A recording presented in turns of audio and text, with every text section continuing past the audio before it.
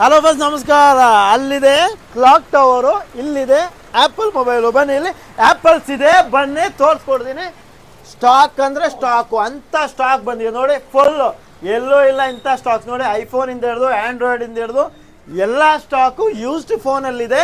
ಅಂಥ ಪ್ರೈಸಲ್ಲಿ ಕೊಡ್ತೀವಿ. ನಮ್ಮದು ಯೂಸ್ಡ್ ಫೋನ್ದು ಡೀಟೇಲ್ಸ್ ಹೇಳ್ತೀನಿ ನಾನು ನಿಮಗೆ.